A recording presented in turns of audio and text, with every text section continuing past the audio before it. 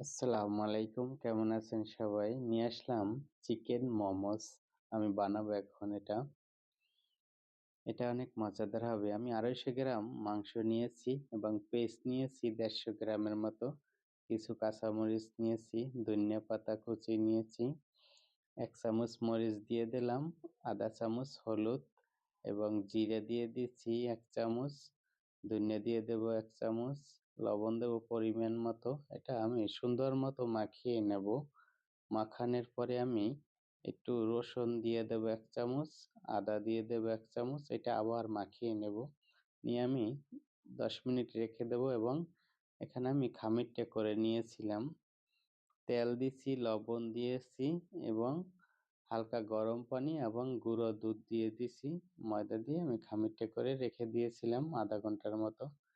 এটা আমি রুটির মতো বেলে নিছি। নেওয়ার পর এটা আমি বাটার মুখ্য দিয়ে কেটে নিছি। এখন মাংসগুলো আমি পরিমাণ মতো সাজাই দিয়ে দেব প্রতিটার ভিতরে। সাজানোর পরে আমি এখানে প্রায় আমার 25 থেকে 26 পিস হয়েছে। 250 গ্রাম মাংস এবং সাথে তো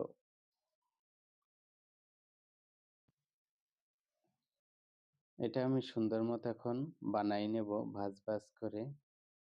এটা এই যে আমার এটা বানানো হয়ে গেছে একটা। এটা অনেক রকমের ভাঁজ দেওয়া যায়, যে যেরকম পছন্দ করে। আমি এক সময় এক রকমের ভাঁজ দিই। এটা গোলও করা যায়, লম্বাও করা যায় এবং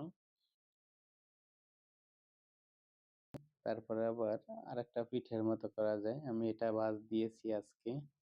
এই দেখো আমার এগুলো সবগুলোই হয়ে গেছে। এটা আমি অল্প কিছু এখন চুলায় দিয়ে দিব। এই যে আমার হয়ে গেছে, মাশাআল্লাহ।